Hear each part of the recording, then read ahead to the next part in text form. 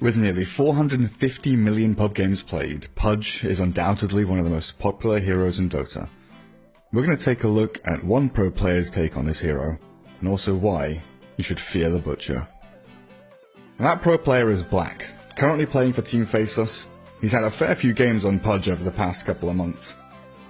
With most things, the best place to start is the beginning. Laning phase in this case.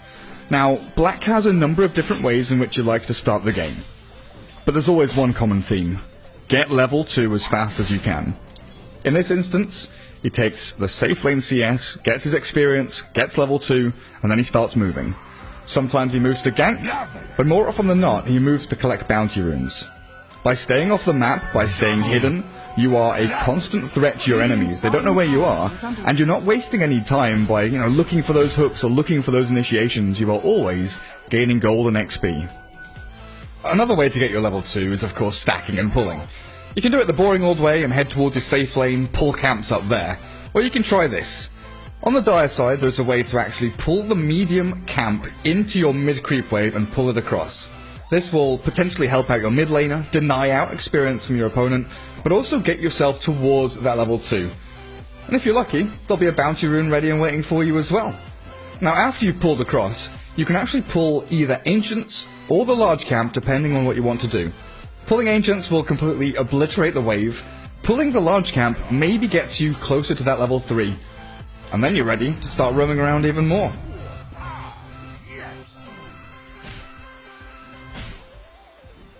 Now you're level 3. You've got brown boots and windlace, and honestly you are going to be outrunning the majority of heroes in the game. Junglers, supports, they're all pretty big targets for you. Easy gold to catch, unlikely to have boots, and very likely, if you're a jungler, to be low HP and farming the jungle. Just don't forget about TP scrolls.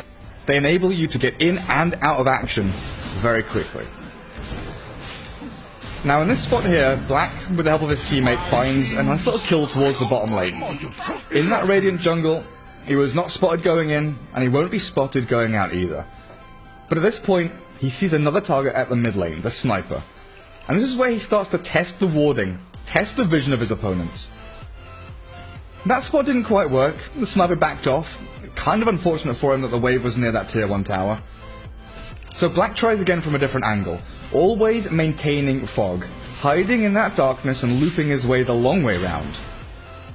He doesn't know there's an observer ward here for the Radiant, which is a little bit unfortunate, but luckily for him he does have Tranquils and Windlace. Again, this movement speed comes into play very, very heavily for Pudge, and even if your opponents can see you, sometimes they just can't outrun you.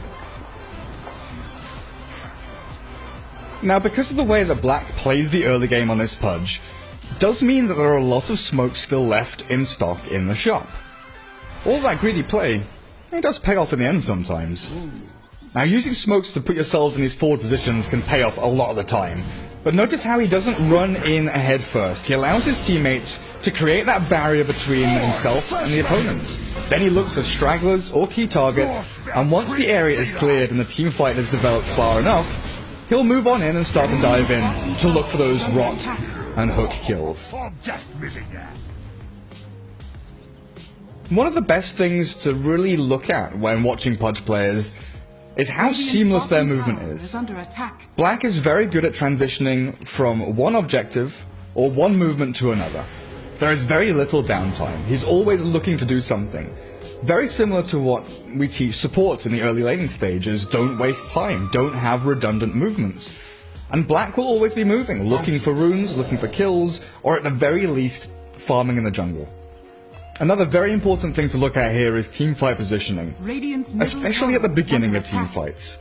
Here, Faceless smoke up and are looking for an engagement, but Black once again sits back and doesn't bull rush in, looks for these angles where he can spot enemies entering, but also look to save his teammates with that hook, because sometimes teamfights do go poorly to begin with.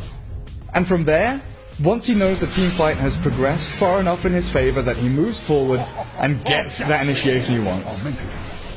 Unfortunately, sometimes you don't land all your hooks.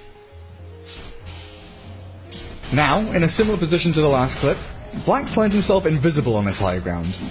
Noticing the advance of his opponents, he spots the key target, Earthshaker the Initiator. Soloing him out and making sure that the points of ingress from his opponents are all blocked off, he creates a nice battlefield on the back for the rest of his team to clean on through. From there on, it's all about landing his shots, hitting those hooks, and making sure that you clean up house.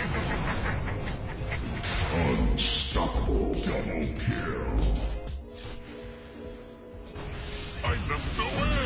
One of the greatest things about Pudge is his ability to save teammates from sticky situations, even against that obnoxious lonely druid that we covered in our last video.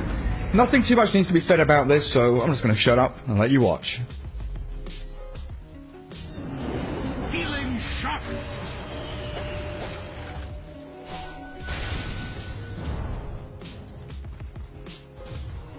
Purified.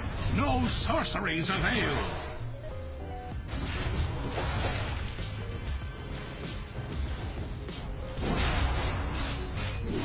One of the biggest differences really with Black's Pudge is how greedily he plays it. Hand of Midas is his primary item. Before Blink, before Ether Lens, Tranquil, Soul Ring, Hand of Midas every game. This allows him to get the levels he needs without needing to be a part of too many kills, but also without taking any space off the map from the rest of his cores. We also need to really look at his talent tree. 8 strength, 15 move speed, and 150 gold per minute. After that, very rarely does he get to level 25, but he does go for the Flesh Heap stack strength. Now, he does this exact same talent tree every single game. The 8 strength against 2 mana regen kind of makes sense when you have the Soul Ring for your mana problems. The 150 gold per minute very often is better when you're ahead rather than the 35-second respawn time reduction when you're behind. But the 5 armor against 15 movement speed was a little bit interesting for me. But when you're looking to be that lurking hero in the backlines, having 8 armor doesn't really help you too much. You aren't that forward hero, you aren't the tank. You're the one repositioning and moving around looking for picks, looking for these targets to drag back into the darkness and into the fog, for the rest of your team to catch on to. Just like this, moving yourself on that high ground ridge, pushing yourself into a position where you can latch onto someone around this tier 2 tower. And around towers is where Pudge really can excel. You funnel your opponents into positions, and then you jump on them with this Blink Dagger. That repositioning tool which, can be swapped out for a Force Staff, gives you so much more mobility, and gives you a lot more impetus in these team fights moving forward. Middle tower is under attack. Bloody Golem. After the Midas and Blink, Black likes to go for Ether Lens and then Aghanim Scepter. Again, playing into this long-range, spam your hook playstyle that he loves so much. And with the Hand of Midas and Gold talent, you really don't lack the income you need to pick up those items at a quick pace. Once again, utilizing Smoke and your Blink to reposition yourself, finding a nice spot in the tree line to hook back one of these key targets literally can win you games. And again, playing around these tier 2s, playing around any towers in fact, really is Pudge's bread and butter. When you add together Ether Lens, Invoker's Nuke damage, and even set up heroes like Rubik with the Telekinesis, Pudge can be an absolute monster to deal with. And when a player like Black is constantly looking for these spots to hook you from, manipulating fog and high ground to drag you into unexpected positions and terrain you didn't even know existed, you can be in a spot of bother when this man picks up the Butcher. Sometimes, you're not going to get that long-range initiation. Sometimes you just have to go in. Radiant's middle tower has fallen.